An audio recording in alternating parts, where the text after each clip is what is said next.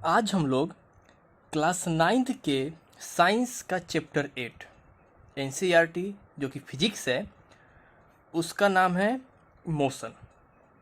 इस मोशन में आज हम लोग पढ़ेंगे graphical representation of equation of motion, यानी इक्वेशन ऑफ मोशन को ग्राफिकल रिप्रेजेंटेशन करेंगे और उसके मदद से हम उसको क्या करेंगे, डिराइव करेंगे। यानी कि 3 इक्वेशन को आज हम लोग क्या करने वाले हैं, डिराइव करने वाले हैं।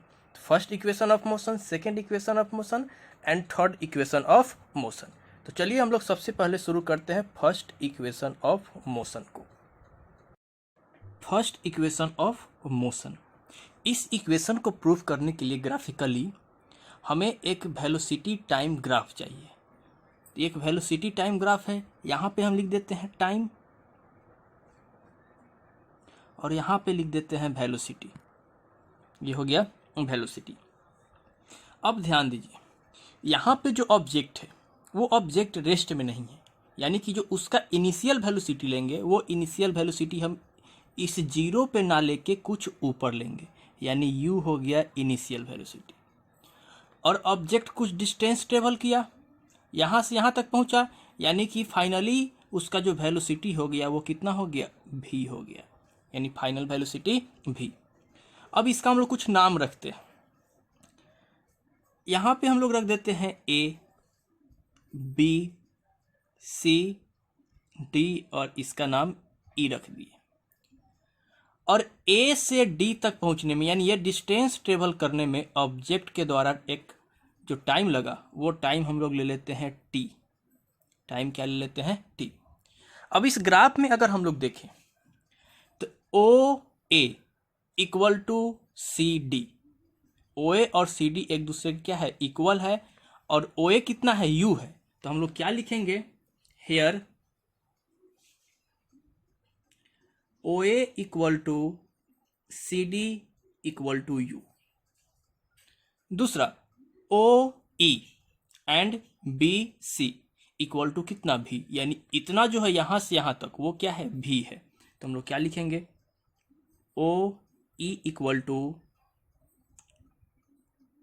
बी सी इक्वल टू कितना, भी। अब ध्यान से देखिए, अगर हम बात करते हैं इस बी डी का, यानी बी से लेकर डी तक कितना डिस्टेंस होगा, तो हम क्या करेंगे, इस टोटल में से इसको माइनस कर देंगे तो इतना निकल जाएगा, यानी कि बी डी इक्वल टू क्या होगा, B D equal to B C minus C D, B C minus C D. तो बी सी कितना है, बी सी है कितना, भी, और सी डी कितना है, यू, यानी भी माइनस यू, यानी जो बी डी आया वो क्या है, भी माइनस यू। एंड ओ सी, यानी ओ सी कितना है, टी, तो ओ सी किसके इक्वल हो जाएगा, ए डी के इक्वल हो जाएगा। तो क्या लिखेंगे, and O C equal to A D equal to T. ये हम लोग लिख दिए। अब आते हैं अपने मेन काम पे।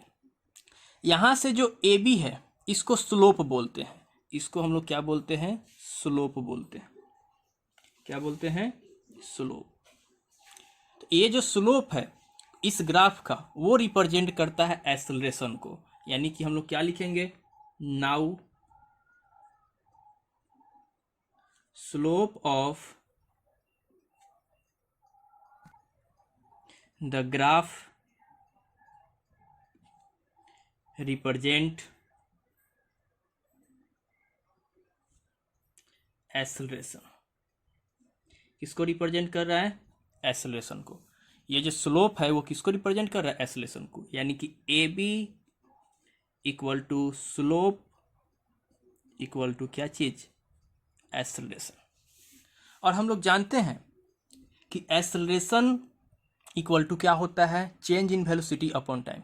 लेकिन ये जो स्लोप है, ये स्लोप इक्वल टू होता है A B equal to B D upon A D, यानी जो स्लोप है वो स्लोप होता है equal to perpendicular upon base के, यानी slope of graph equal to होता है परपेंडिकुलर अपॉन बेस।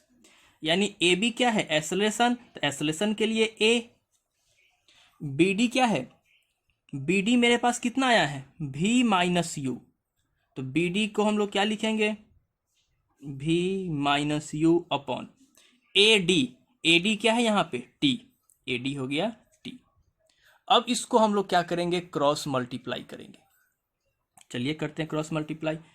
तो v minus u equal to A T, इस u को इधर भेजेंगे तो v equal to u plus क्या हो जाएगा A T, v equal to u plus A T. ये कौन सा इक्वेशन आया, फर्स्ट इक्वेशन ऑफ क्या चीज, मोशन। इस फर्स्ट इक्वेशन ऑफ मोशन को हम लोग वेलोसिटी टाइम रिलेशन भी बोलते हैं, क्योंकि ये वेलोसिटी और टाइम में रिलेशन बताता है, तो इसको हम लोग क्या बोलते हैं, वेलोसिटी टाइम रिलेशन।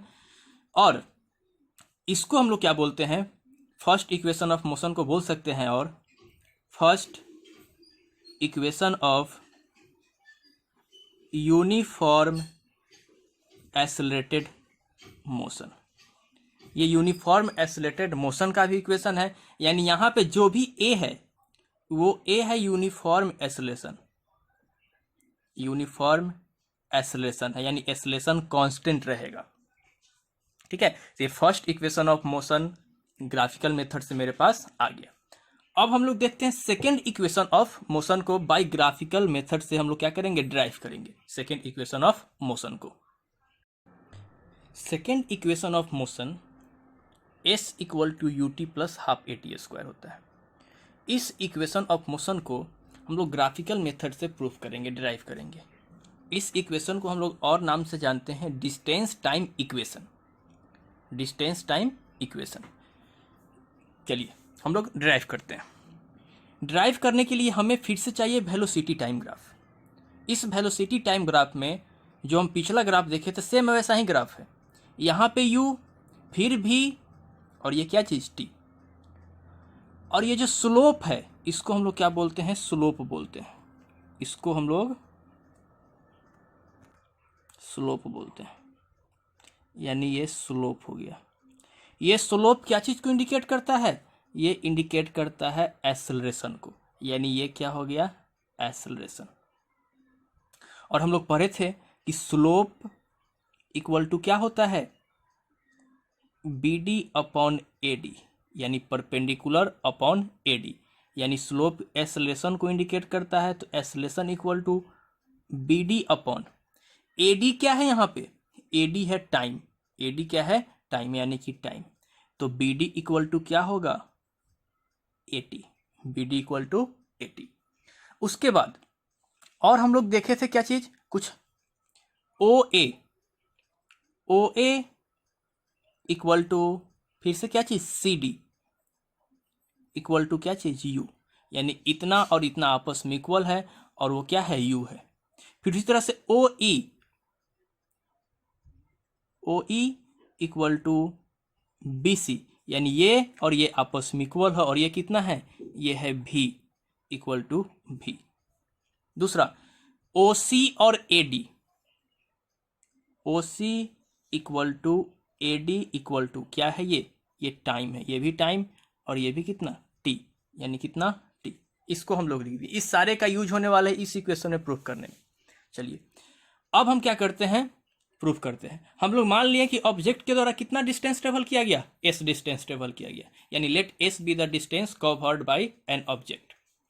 उसके बाद डिस्टेंस जो ट्रेवल किया जाता है ऑब्जेक्ट के द्वारा, वो डिस्टेंस इस ग्राफ के लिए क्या होता है, area enclosed by the velocity time graph. यानी जो डिस्टेंस होगा इस वेलोसिटी टाइम ग्राफ में जो एरिया इनक्लोज्ड होगा, मतलब ये वाला पार्ट, इस वाले पार्ट का हम बात कर रहे हैं, ये वाला पार्ट एरिया इनक्लोज्ड एरिया है ग्राफ का, वही क्या होगा, इस वेलोसिटी टाइम ग्राफ का डिस्टेंस। यानी कि जो एस इक्वल टू होगा वो एस इक्वल टू क्या होगा, इस इनक्लोज्ड अगर ग्राफ में देखें तो हमें दो फिगर दिखता है, एक ये यानी ट्रेंगल, दूसरा रेक्टेंगल यानी एक ये, यानी क्या चीज, एक area of triangle A B D plus area of rectangle A O C D OCD, इस दोनों का एरिया। अब देखो, अब बोलोगे कि सर ऊपर भी इनक्लोज है, यानी ये वाला पार्ट भी इनक्लोज है। नहीं, हमें देखना है कि इस लाइन और इस लाइन के साथ, जिसके मदद से हम ग्राफ बनाते हैं, यानी टाइम और वेलोसिटी वाले लाइन के साथ कौन सा पार्ट टच कर रहा है और उसका इनक्लोज्ड फिगर, यानी ये वाला इनक्लोज्ड फिगर क्या कहलाएगा, area enclosed of the graph. तो क्या है, एक रेक्टेंगल और दूसरा ट्रेंगल। चलिए, एरिया ऑफ रेक्टेंगल क्या होता है, 1/2 बेस। तो इसका बेस क्या है, ये है बेस, यानी बेस क्या हो जाएगा इसका, AD इंटू हाइट क्या होगा इसका, हाइट हो गया BD, तो हाइट हो गया इसका BD, plus area of rectangle length into breadth, तो लेंथ क्या है इसका OC, तो लेंथ हो गया OC, इंटू ब्रेथ क्या है इसका CD, तो ब्रेथ हो गया CD। अब वैल्यू पुट करते हैं, 1/2 AD, अगर हम AD को देखें तो AD इक्वल टू मेरे पास क्या है, AD इक्वल टू है T। यहाँ से देखिए AD इक्वल टू क्या है T, तो AD की जगह पे क्या रख देंगे T इंटू BD।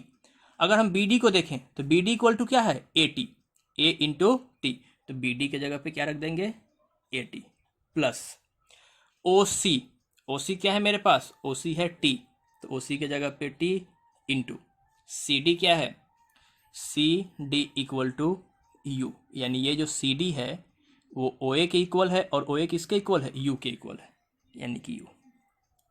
अब इसको सॉल्व करते हैं, यानी कि S इक्वल टू मेरा आते जा रहा है, S equal to half A और T into T square plus U into T UT, यानी जो S इक्वल टू आया वो क्या आया, UT plus half AT square. ये है सेकेंड इक्वेशन ऑफ मोशन। इस सेकेंड इक्वेशन ऑफ मोशन में जो S है वो है S डिस्टेंस, U है इनिशियल वेलोसिटी, जो T है टाइम, A जो है जो यूनिफॉर्म एक्सेलरेशन है, यूनिफॉर्म एक्सेलरेशन, और जो यहाँ पे और कुछ नहीं, ये कौन सा एक्सेलरेशन, यूनिफॉर्म। ठीक है, तो सेकेंड इक्वेशन ऑफ मोशन को हम लोग क्या बोल सकते हैं, second equation of uniform accelerated motion, क्या बोल सकते हैं, यूनिफॉर्म एक्सेलरेटेड मोशन। तो ये कौन सा था, second equation of motion. Graphical method से प्रूव करना था, जो क्या था, S equal to UT plus half AT square. अब थर्ड इक्वेशन ऑफ मोशन को डिराइव करते हैं। तो थर्ड इक्वेशन ऑफ मोशन क्या है, V square equal to U square plus 2AS। इस इक्वेशन को हम लोग वेलोसिटी डिस्टेंस रिलेशन भी बोलते हैं। तो इसके लिए भी हमें क्या चाहिए, एक वेलोसिटी टाइम ग्राफ चाहिए। जो पिछला ग्राफ था वही ग्राफ यहाँ पे है, यहाँ पे U फिर V, मतलब कि हम क्या करेंगे, OA इक्वल टू U ले लिए, फिर OE equal to BC, OE equal to BC equal to V ले लिए, और यहाँ से लेकर यहाँ तक क्या ले लिए, टाइम ले लिए।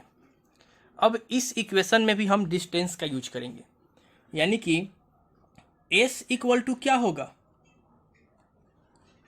Area of. अब ध्यान से देखिएगा, पिछले इक्वेशन में हम लोग क्या किए थे कि इस इनक्लोज्ड फिगर का एरिया, यानी एरिया ऑफ इनक्लोज्ड क्या चीज़, फिगर ऑफ ग्राफ को हम लोग क्या किए थे, दो पार्ट में डिवाइड किए थे, लेकिन इसमें एक ही पार्ट में रहने देंगे। तो सबसे पहले हम लोग क्या लिखेंगे, area of enclosed figure of graph. तो कौन सा इनक्लोज फिगर है, ये वाला पार्ट जिसको हम शेडेड कर रहे हैं, ये रहा शेडेड पार्ट। तो इस शेडेड पार्ट में ये और ये एक दूसरे के पैरेलल है। क्या क्या चीज़ पैरेलल है, OA पैरेलल है किसके, BC के पैरेलल है। यानी कि अगर किसी भी क्वाड्रिलेटरल में दो साइड पैरेलल होगा तो उसको हम लोग क्या बोलते हैं, ट्रेपेजियम बोलते हैं। क्या बोलते हैं, ट्रेपेजियम। तो हम लोग क्या लिखेंगे, एरिया ऑफ ट्रेपेजियम, यानी S इक्वल टू क्या होगा, एरिया ऑफ ट्रेपेजियम ओ, यहां से लेते हैं ए ओ सी बी या फिर A B C O, A B क्या चीज सी ओ, इसका एरिया। अब इस ट्रेपेजियम में बात करें अगर हम लोग, तो इन ट्रेपेजियम ए बी सी ओ, तो क्या है, ए ओ पैरेलल है किसके, बी सी के, A O parallel to B C, and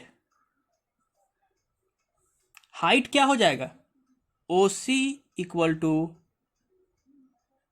height of trapezium. तो ट्रेपेजियम का एरिया क्या होता है, 1/2 sum of parallel side into height,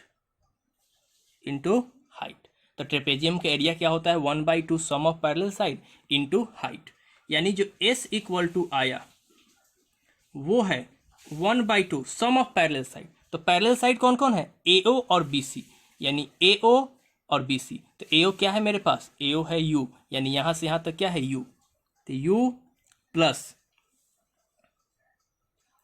दूसरा क्या है BC, तो BC क्या है मेरे पास V, यानी V इंटू हाइट क्या है मेरे पास OC, तो हाइट हो जाएगा क्या चीज T, क्या हो जाएगा हाइट T। यानी अगर हम इसको अच्छे से लिखें तो S इक्वल टू क्या होगा 1/2, यानी क्या चीज OA plus BC into height क्या होगा OC। OA के जगह पे U रख दिए, BC के जगह पे V रख दिए और OC के जगह पे क्या रख दिए T, यानी जो मेरे पास आया S equal to half U plus V into T। अब यहाँ से T हमें रिमूव करना है, क्यों, क्योंकि इस इक्वेशन में अगर देखते हैं थर्ड में तो T नहीं है, तो T को हमें यहाँ से एलिमिनेट करना है। तो क्या चीज़ से एलिमिनेट करेंगे, तो लिखेंगे इसको ले ले equation 1 by using first equation of motion, first equation of motion के मदद से। तो फर्स्ट इक्वेशन क्या है, V equal to u plus A T. अब यहाँ से हमें T फाइंड करना है, तो क्या करेंगे, इस U को इधर ले आएंगे, तो क्या बचेगा V minus u equal to A t, तो T इक्वल टू क्या होगा V minus u by a, V minus u by a. तो अब इस T का वैल्यू हम इक्वेशन 1 में क्या करेंगे, पुट कर देंगे, putting the value of T in equation 1। तो 1 में चलिए पुट करते हैं, तो क्या होगा S equal to half U plus V का V कॉपी कर दिए और T के जगह पे हमें क्या रख देना है V minus u by a, तो क्या रख देंगे V माइनस यू बाई ए, ये हो गया। अब इसको थोड़ा और सॉल्व करते हैं, S इक्वल टू 1/2 और A plus B into A minus B, क्या होता है A plus B into A minus B का फॉर्मूला होता है कि A plus B into A minus B है तो उसका इक्वल टू होता है A square minus B square. तो वही बात यहाँ पे A plus B into A minus B, तो क्या होगा V square minus u square upon 2 into A 2a। अब क्रॉस मल्टीप्लाई करते हैं, क्या करते हैं क्रॉस मल्टीप्लाई, तो 2a के साथ मल्टीप्लाई करेंगे तो क्या होगा 2as equal to V square minus u square. अब इसको थोड़ा अच्छे से लिख देते हैं, V को इधर छोड़ देते हैं और U को इधर ले आते हैं, यानी कि V square equal to u square plus 2as। ये कौन सा इक्वेशन है, ये थर्ड इक्वेशन ऑफ मोशन है। कौन चीज, थर्ड इक्वेशन ऑफ मोशन। इस थर्ड इक्वेशन में भी जो एक्सेलरेशन है वो यूनिफॉर्म है, यूनिफॉर्म है, क्या चीज है यूनिफॉर्म। तो इस थर्ड इक्वेशन को हम लोग क्या बोलेंगे, third equation of uniform accelerated motion. कौन सा मोशन, यूनिफॉर्म एक्सेलरेटेड मोशन। तो ये डेरिवेशन था, ग्राफिकल मेथड से हम लोग ड्राइव किए किसको, तीनों इक्वेशन ऑफ मोशन को, फर्स्ट सेकेंड एंड थर्ड।